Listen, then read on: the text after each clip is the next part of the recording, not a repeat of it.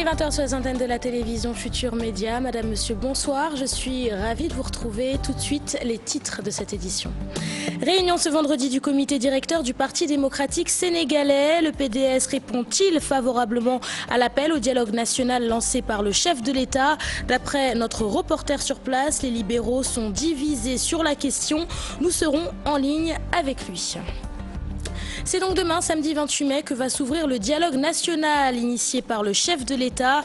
Plusieurs franges de l'opposition ont annoncé qu'elles ne prendraient pas part aux concertations. Dans ce journal, réaction de l'administrateur de l'APR, Pape Maël Thiam, de Pape Massaer Diop du Grand Parti et de Babacar Ndiaye des démocrates réformateurs. Chris Kohler, l'ancien ministre de l'Éducation nationale, fustige l'attitude des enseignants qui bloquent les notes des élèves. Kalidou Diallo appelle le gouvernement à suspendre leur salaire. Et puis annonce par l'État du Sénégal de la réquisition des enseignants grévistes. Qu'est-ce que la réquisition? Quels emplois sont concernés et que prévoit exactement la loi? Réponse avec l'inspecteur du travail, Ibrahim Adien. Arrestation à Saint-Louis de 5 étudiants de l'université Gaston Berger pour dénoncer leurs conditions d'hébergement sur le campus. Ils ont décrété des journées sans ticket au restaurant universitaire. Affaire Abdoulaye Adama Bictogo, l'ancien Premier ministre dément les propos de l'homme d'affaires ivoirien. Selon lui, le contrat de concession entre l'État du Sénégal et la société Snedaï a été signé sans autorisation. Voilà pour les titres, tout de suite le développement.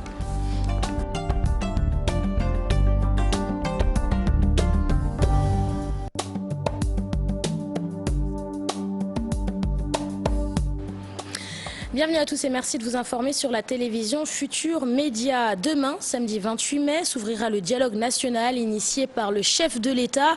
Pour participer à ces concertations inclusives, le Parti démocratique sénégalais a reçu sa lettre d'invitation. Jusque-là, le PDS n'a donné aucune réponse officielle. Le comité directeur du parti s'est réuni ce vendredi. Pour en parler, nous sommes en ligne avec Pape Faraning. Pape Faraning, bonsoir. Bonsoir Léa. Vous vous trouvez actuellement au siège du Parti démocratique sénégalais, si je ne me trompe pas, et apparemment, d'après vous, les libéraux ne sont pas tous d'accord à savoir s'ils vont participer ou non à l'appel au dialogue national lancé par le chef de l'État. Effectivement Léa, on peut dire que le dialogue lancé par le chef de l'État Macky Sall divise donc le Parti démocratique sénégalais. Donc on peut dire deux camps se dessinent. D'abord le camp du non qui ne veut pas du tout aller au dialogue et l'autre camp veut aller au dialogue. Pour la majeure partie donc des libéraux, pour eux le comité directeur, après avoir dénoncé plus de 4 ans le manque de concertation, pour eux c'est aussi une opportunité pour discuter de la situation du pays, mais après aussi le référendum qui n'avait pas eu donc de discussion, le PDS dit vouloir parler de la situation du pays, mais l'autre camp, dirigé on peut dire par Farba Senghor qui est sorti en premier pour dire non, nous n'allons pas répondre à l'appel du chef de l'État. Pour Farba Senghor, il fallait donc un vote, ce que le comité directeur n'a pas voulu faire. Donc on peut dire le dialogue divise le Parti démocratique sénégalais. Merci beaucoup, Pape Faraning, en direct du siège du PDS. Pour résumer, il n'y a pas de consensus au sein du Parti démocratique sénégalais. Nous reviendrons bien sûr sur cette information dans nos prochaines éditions. Demain, samedi 28 mai, s'ouvrira donc le dialogue national initié par le chef de l'État. Pour participer à ces concertations inclusives, le chef de l'État, ça se déroulera à la salle des banquets du Palais de la République. Alors du côté de l'opposition, plusieurs franges ont déjà décliné l'invitation du gouvernement. Une situation dont se désole l'administrateur de l'APR, Pape Maël Thiam. Dans ce reportage, réaction également de Pape Massaer Diop, membre du Grand Parti, et de Babacar Ndiaye du parti Les Démocrates Réformateurs. Al-Hassan Ba. Pertinent ou impertinent, des positions sont déjà affichées sur le dialogue national. Des ténors de l'opposition déclinent l'invitation du chef de l'État. Pour d'autres, aucune invitation n'est reçue. Un dialogue, ça ne se lance pas dans la rue. Un dialogue, ça ne se lance pas dans des funérailles. Quand vous regroupez plus de 450 personnes dans une salle pour dialoguer de questions nationales pour 2 heures de temps, nous estimons que ce n'est pas sérieux et ce n'est pas suffisant. Jusqu'au moment où nous parlons, 13 heures de ce vendredi 27, nous n'avons pas reçu officiellement d'invitation. L'administrateur de l'APR trouve dommage cette position si l'on sait que l'essentiel des discussions va porter sur l'application des conclusions du référendum du 20 mars dernier. Bon, c'est dommage qu'il n'ait pas compris également la pertinence des échanges sur le statut de l'opposition. C'est dommage qu'il n'ait pas compris également qu'il soit pertinent d'échanger sur les nouveaux droits. Le référendum s'est dépassé. Et aujourd'hui, il y a des questions beaucoup plus urgentes. Un appel qui n'est plus à son heure de l'avis de plusieurs ténors de l'opposition, mais pour le parti au pouvoir, leur absence n'aura aucun impact. Nous sommes également très heureux de constater que l'écrasante majorité des Sénégalais répond favorablement à cet énième appel du président de la République pour la concertation, la consultation, n'est-ce pas, dans la perspective de mettre en œuvre les 15 points qu'ils ont plébiscités. Pour nous, déjà, un dialogue doit être permanent. Il ne devrait pas être événementiel ni spectaculaire. Dans des communiqués, certains leaders de l'opposition ont exprimé leur position sur le rendez-vous national. C'est le cas du grand parti de Malick Gakou. Le président du Rewmi, Idrissa Seck, va tenir une conférence de presse ce samedi. À l'image de la table nationale, de la table ronde nationale de 1988, le dialogue de ce 28 mai est voué à l'échec. C'est en tout cas l'avis du président de la convergence, Bok Gizgis. Pape Diop s'exprimait au sortir d'une réunion avec ses militants de Ziguinchor. Écoutons-le, ses propos sont recueillis par notre correspondant Boubacar Diassi. Cela nous rappelle la table ronde, la fameuse table ronde organisée par Diouf à l'époque, qui avait rassemblé pas mal de monde et qui n'avait rien donné. Je pense que notre parti avait déjà une position de principe. Le président Macky Sall étant élu depuis 4 ans, le président Macky Sall a mis en œuvre l'acte 3 de la décentralisation et vous connaissez les problèmes liés à cette loi-là. Le président Macky Sall a organisé un référendum ici au Sénégal sans consulter personne. Je ne vois pas la raison pour laquelle aujourd'hui on se précipite en une semaine sans préparation, inviter la classe politique, tous les Sénégalais, la classe politique, la société civile, la presse, tout le monde, en quelques jours, sans connaître le contenu de ce dialogue-là, donc sans préparer un dialogue. Donc nous allons vers un échec de ce dialogue-là. Nous restons avec le dialogue national et la plateforme des acteurs de la société civile pour la transparence des élections qui n'a toujours pas reçu de carte d'invitation. Pourtant, l'organisation affirme pouvoir donner des propositions concrètes, entre autres la réforme de la Cour de répression de l'enrichissement illicite. Pour plus de détails sur les points de leur mémorandum, suivons ce reportage de Fatima Taba et Mohamed Dian. Dans ce mémorandum, la PACT, plateforme des acteurs de la société civile pour la transparence des élections, fait des propositions au chef de l'État en ce qui concerne le dialogue national. Tout ce qui concerne les libertés fondamentales au Sénégal, je pense que les libertés font partie des questions d'intérêt national. De la même manière également, nous travaillons sur les questions électorales. Le Sénégal s'achemine vers les élections également législatives, locales et présidentielles qui ont des enjeux extrêmement importants. Et je pense que la question de la Casamance doit être également au centre des points qui doivent être discutés aujourd'hui au cours de cette concertation nationale, parce qu'il s'agit d'une question d'intérêt national si on se réfère même par rapport à ce qui s'est passé récemment avec le blocus en Gambie qui persiste. Vous savez que la Casamance est enclavée. Maintenant, il y a une autre question, je termine par là, c'est la question de la justice. Vous savez très bien qu'aujourd'hui au Sénégal, on est mal à l'aise par rapport à un certain nombre de questions relevant de la justice. Je veux parler de la Cour de répression de l'enrichissement illicite. 8 organisations de société civile signent ce mémorandum et pourtant Aboubakry Mbodj et compagnie n'ont toujours pas reçu de carte d'invitation à ce dialogue. Parce que nous disons que pour aller à une concertation, il faut qu'il y ait à notre niveau déjà une large concertation au sein de nos organisations, au sein de nos réseaux. Mais jusqu'au moment où je vous parle, nous n'avons pas encore reçu d'invitation, mais nous osons espérer que même si nous ne sommes pas invités individuellement par organisation, que nous serons invités dans le cadre des réseaux où nous nous retrouvons. Si des partis politiques se sont déjà signalés pour dire qu'ils ne participeront pas à ce dialogue, le secrétaire général de la RADDHO, lui, espère recevoir un faire-part avant la fin de la journée. Pour lui, ces échanges peuvent être fructueux pour la nation. Boycott du dialogue national par certains leaders de l'opposition. L'analyste politique Momar Diong s'exprime sur la question. D'après lui, à travers sa démarche, le chef de l'État cherche à justifier certains points du référendum du 20 mars dernier. Écoutons-le, ses propos sont recueillis par Al-Hassan Ba et Ababakar Kamara. Il me semble que le président s'inscrit plutôt dans une démarche vraiment politicienne. Il y a un certain nombre de réformes qui ont été proposées aux Sénégalais, qui ont été adoptées parce que lui l'a emporté. Mais le fait que les Sénégalais aient accepté ces 15 points de réforme est une chose. Maintenant, la mise en application de ces réformes est une autre chose. Et il me semble qu'il y a 2 points qui me semblent assez embarrassants pour le président de la République, vu le contexte que traverse le pays. C'est la mise en place du Haut Conseil des collectivités locales.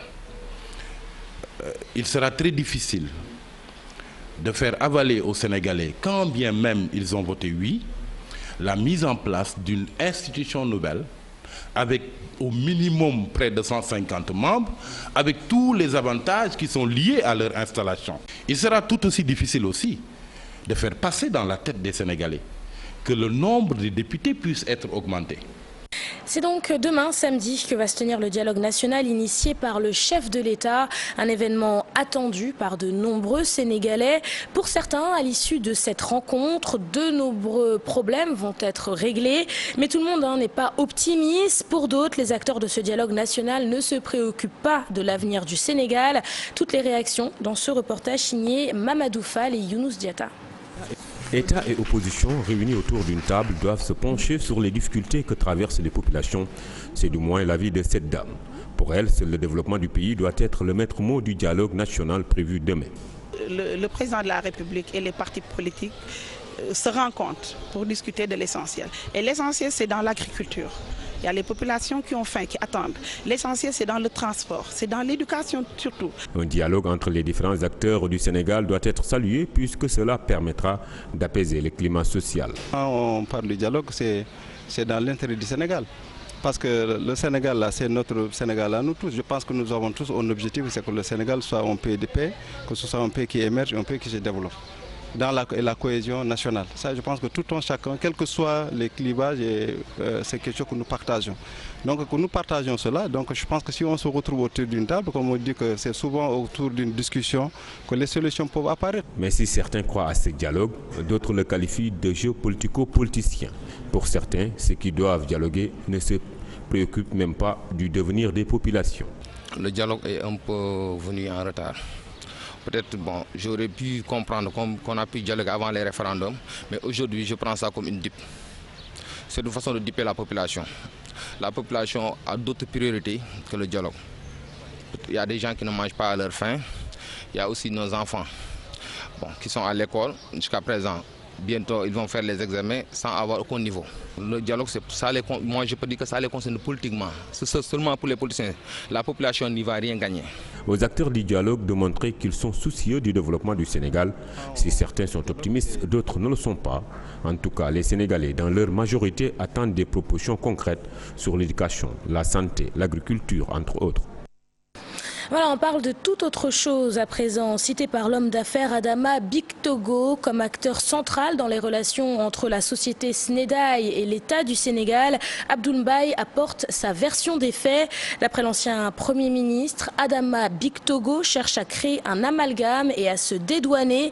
Il assure n'avoir joué aucun rôle dans le processus de signature de contrat entre la société Snedaï et l'État du Sénégal. Adi Atala a parcouru le communiqué de l'ancien Premier ministre.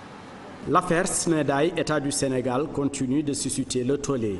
L'ancien Premier ministre Abdoul Mbaye est cité par Adama Bictogo dans un entretien accordé à l'Observateur d'être au cœur de la transaction entre l'État du Sénégal et la société Snedaye en tant que Premier ministre d'alors. L'ancien chef du gouvernement qui se dit outré recadre l'administrateur de Snedaye.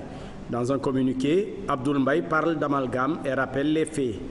Il déclare avoir reçu Adama Bictogo qu'une seule fois à la demande de ce dernier, à la date du 23 novembre 2012, pour le revoir une autre fois dans une réunion de travail élargie le 28 juin 2013. Abdoul Mbaye ajoute que c'est le président Macky Sall qui lui a fait part de la décision d'instaurer un visa biométrique au Sénégal. Ensuite, un contrat de concession fut signé avec la société Snedaye par une autorité ministérielle sans l'approbation préalable de la primature. En août 2013, Abdoul Mbaye déclare dans sa sortie avoir reçu un contrat dont la signature lui a été demandée dans le cadre d'une procédure dite de gré à gré. Cette transaction dispensait la société du reversement des 25 € par visa dû à l'État du Sénégal par la société Snedaye. En contrepartie, la société d'Adama Bictogo assure la construction et la réhabilitation des préfectures et gouvernances. Et il a été mis fin à ses fonctions quelques jours plus tard. L'ancien Premier ministre a, à la fin de son communiqué, demandé à Adama Bictogo les signataires du contrat et les dispositions légales et réglementaires qui ont autorisé la signature. Abdoul Mbaye revient à la charge pour interpeller l'administrateur de Snedaye pour demander si la contrepartie a été reversée au Trésor public et comment a été déterminée l'assiette de son indemnisation réclamée à l'État du Sénégal et la limitation de l'indemnisation à 12 milliards. Et puis à présent, la réponse de l'État du Sénégal qui déclare avoir versé 13 milliards de francs CFA à Adama Bictogo au lieu des 12 milliards de francs CFA annoncés. Dans le contrat qu'il y ait la société Snedaye à l'État du Sénégal, ce dernier avait décidé d'affecter sa quote-part des ressources financières sur les visas biométriques à l'achat par le prestataire d'équipements d'intervention mobiles et militaires. Ces équipements sont mis à la disposition des forces de police et militaires. Cette quote-part est également participe à la réhabilitation des édifices publics destinés au service déconcentré de l'État et l'État avait reçu l'autorisation de l'ARMP. Selon le porte-parole du gouvernement, à la date de la rupture du contrat, la Snedaye a préfinancé à hauteur de plus de 9 milliards de francs CFA.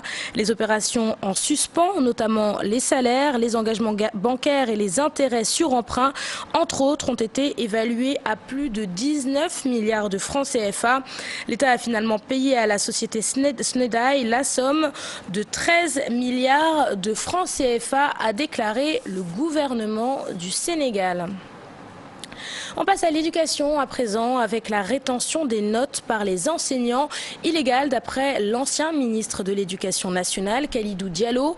Pour rappel, alors qu'ils sont toujours en grève, des enseignants bloquent les notes des élèves en signe de protestation. Une attitude qui, selon Kalidou Diallo, doit être sanctionnée. Il invite le gouvernement à suspendre les salaires des enseignants concernés. L'ancien ministre de l'Éducation nationale était l'invité de notre journal de 13h. Je vous propose de l'écouter. En ce qui concerne les deux syndicats les plus représentatifs dans le moyen secondaire, je pense qu'ils sont jugés nécessaires de continuer la lutte et en insistant sur des formes de lutte qui ne sont pas du tout, de mon point de vue, légales. Et je pense que quand on donne une demande d'explication à un enseignant, face à sa demande, il doit dire à l'autorité administrative « j'ai fait cette action parce qu'il y a telle et telle loi réglementaire ». Mais il ne peut pas dire que non, ce n'est pas prévu par la loi. Je pense que c'est un argument qui ne passe pas du tout. D'après les informations que j'ai, déjà il y a eu des ponctions très importantes durant ce mois de mai. Et en ce qui concerne la rétention de notes, j'avais dit qu'il n'est pas prévu dans le cadre d'une rétention de notes de ponctionner de salaire. Mais il est possible au gouvernement de dire que si un enseignant refuse de remettre sa note, le gouvernement a la possibilité de suspendre son salaire. Suspendre son salaire, ça veut dire quoi? Que le jour où il remettra la note, ce jour-là, il aura son salaire. On reste avec la grève des enseignants. L'État du Sénégal annonce la réquisition des enseignants grévistes, un acte ultime qui doit contraindre les fonctionnaires à exécuter leur travail, à défaut de quoi ils s'exposent à des sanctions, du simple rappel à l'ordre, à la rétrogradation ou à la radiation pure et simple. La rédaction, pour en savoir plus sur la réquisition des enseignants grévistes, a recueilli l'avis d'un expert. Les précisions de l'inspecteur du travail Ibrahim Adien dans ce reportage signé Maïmouna Ndiaye et Mohamed Dia. La réquisition, un procédé, une disposition de l'article 276 du Code du travail et de l'article 7 du statut général des fonctionnaires. La réquisition est la possibilité offerte aux autorités administratives par les textes de retirer de manière provisoire le droit de grève aux travailleurs et aux fonctionnaires. Les champs d'application sont répartis dans 3 grands groupes pour les formalités, bien des conditions. Quel que soit le domaine d'activité, il faut que les emplois occupés aient un caractère vital pour la nation. Donc c'est une des conditions principales. En ce qui concerne les emplois publics, ils sont répartis en emplois communs, c'est-à-dire qu'il y a des emplois pour tous les ministères et services. Si on occupe ces emplois-là, on peut faire l'objet de réquisition. C'est comme l'emploi de directeur, de chef de division. L'article L279 du Code du travail et l'article 7 du statut des fonctionnaires prévoient également des sanctions disciplinaires et pénales. En ce qui concerne les sanctions pénales, elles consistent en une amende qui peut aller de 20 000 francs à 100 000 francs ou en un emprisonnement qui peut aller de 6 jours à 3 mois d'emprisonnement. Si c'est dans le secteur privé, le travailleur requis et qui refuse de reprendre le travail peut faire l'objet d'une sanction qui peut aller de l'avertissement au licenciement. Ces conditions et modalités d'exercice de la réquisition ont été arrêtées par le décret 72-017 du 11 janvier 1972, complété plus tard par un autre décret 72-710 du 16 juin 1972. À Saint-Louis, 5 étudiants de l'université Gaston Berger ont été arrêtés par les forces de l'ordre pour dénoncer leurs conditions de vie sur le campus qu'ils qualifient de mauvaises. Ils ont décrété des journées sans ticket au restaurant universitaire. S'en est suivi un face-à-face tendu avec les forces de l'ordre. Écoutons le porte-parole de ces étudiants. Ces propos sont recueillis par notre correspondant à Saint-Louis, Ousseynou Diop. Vont décréter des journées sans ticket parce qu'il y a à côté des modules qui devaient être disponibles depuis le mois de janvier et qui ne le sont toujours pas. Des modules pour abriter de nouveaux bacheliers qui n'ont pas où loger. De nouveaux bacheliers qui sont abandonnés à eux-mêmes. Ils logent dans les mosquées, ils logent dans les amphithéâtres, ils logent même dans les salles télé. Pour vous dire à quel point l'hébergement est aujourd'hui un problème à l'université Gaston Berger de Saint-Louis.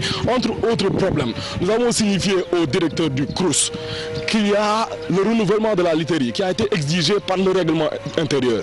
Et nous lui avons demandé d'acheter des matelas pour les étudiants. Contrairement à cela, il se permet de nous dire qu'il ne respectera pas cet engagement-là, mais pire, il ne peut que nous donner 500 matelas, alors qu'il y a 3548 lits à l'université Gaston Berger de Saint-Louis. Donc vous comprendrez avec nous que c'est une chose inconcevable. Étant donné qu'il y a la présence des forces de l'ordre et qu'au nom des franchises universitaires, aucune force de l'ordre ne doit rester ici, nous avons demandé à nos camarades de quitter les lieux. Nous avons décrété une grève illimitée jusqu'à ce que les forces de l'ordre sortent de l'université. Parce que nous ne pouvons pas accepter de cohabiter avec eux. Clôture ce vendredi de la rencontre de Dakar sur le terrorisme dans l'espace sous-régional. Un sujet d'actualité sur lequel 7 pays africains et l'Union européenne ont réfléchi. Objectif, renforcer la coopération afin de faire face au terrorisme et au trafic de drogue. Compte rendu de cette rencontre avec Ibou Diouf et Diafaraba. Dégager des pistes de réflexion, de coordination pour une lutte commune. L'objectif est de faire face au trafic de drogue et au terrorisme dans l'espace sous-régional.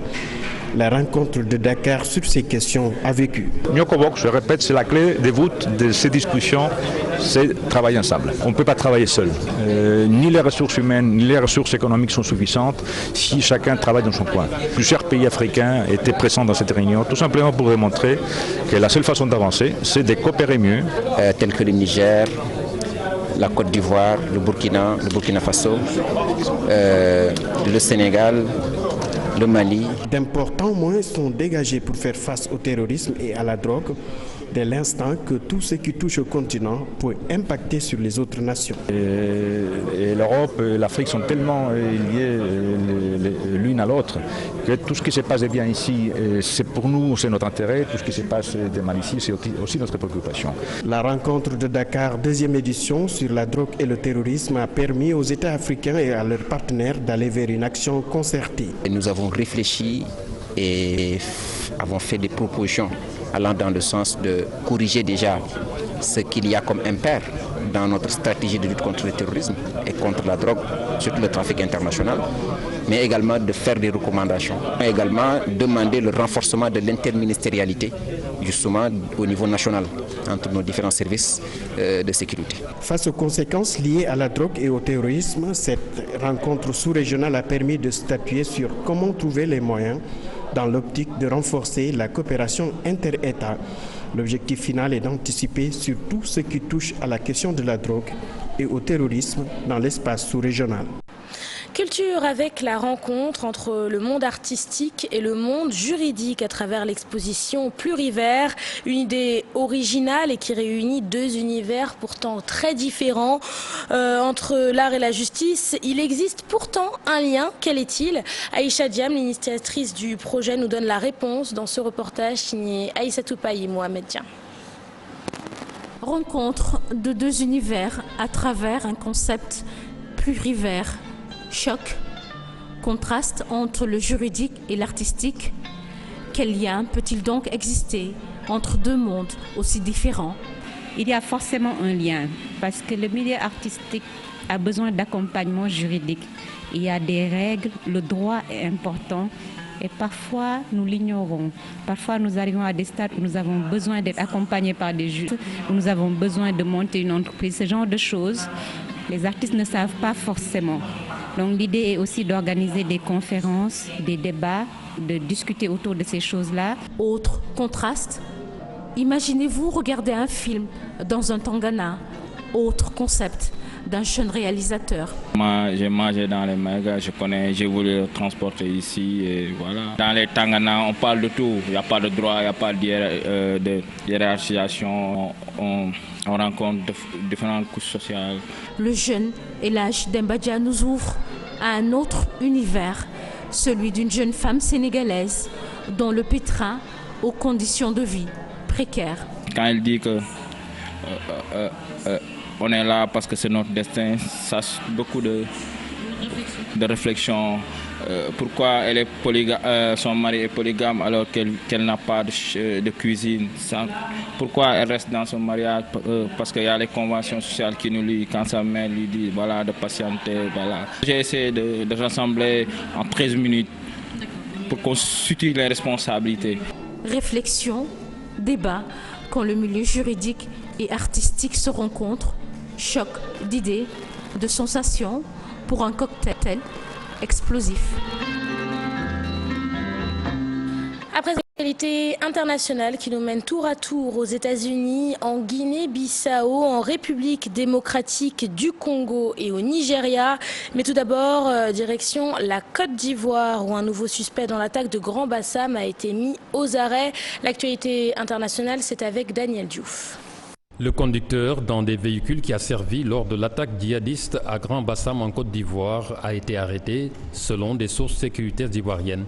Son véhicule identifié au Mali et au Burkina Faso, mais le principal suspect est toujours en fuite. Depuis les attaques, ce sont 83 personnes qui ont été arrêtées, dont 2 Maliens qui avaient reconnu les faits. L'attaque avait coûté la vie à 19 personnes, dont 3 djihadistes. Attaques simultanées sur des pipelines au Nigeria, des installations pétrolières et de gaz brut exploitées par le gouvernement du Nigeria dans le delta du Niger, attaquées pour la plupart par le groupe rebelle, les Vengeurs du delta du Niger. Les résidents de l'état du delta se plaignent de ne pas bénéficier des revenus de l'exploitation pétrolière, qui représente 70% du revenu national du Nigeria. En République démocratique du Congo, malgré les interdictions de manifestations et les appels au calme, des milliers de partisans de l'opposition sont descendus dans les rues à Kinshasa, répondant à l'appel de 3 plateformes d'opposition. Plus de 5000 manifestants selon les organisateurs, des affrontements violents avec les forces de l'ordre, une policière et un manifestant tués selon l'ONU. Une information démentie aussitôt par le chef de la police de Goma. Dans d'autres villes du pays, il y a eu également des rassemblements comme à Lubumbashi et dans toute la province du Nord Kivu.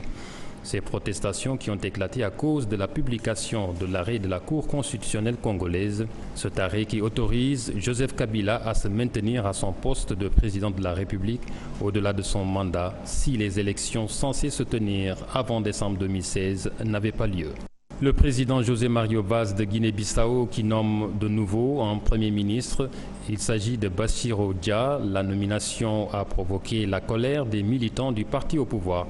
C'est le retour d'un homme qui avait déjà été nommé Premier ministre le 20 août 2015. Il avait été contesté par le Parti africain pour l'indépendance de la Guinée-Bissau et du Cap-Vert, le PAIGC, et la Cour suprême avait invalidé sa nomination, le poussant ainsi à la démission le 9 septembre. Cette nouvelle nomination survient 2 semaines après la dissolution du gouvernement bissau-guinéen. Enfin, aux États-Unis, Donald Trump a franchi un cap historique. Il a finalement atteint la majorité de délégués requises pour l'investiture républicaine à la présidentielle américaine de novembre prochain. L'homme d'affaires a obtenu le soutien de suffisamment de délégués républicains pour remporter l'investiture du parti lors de sa convention en juillet prochain.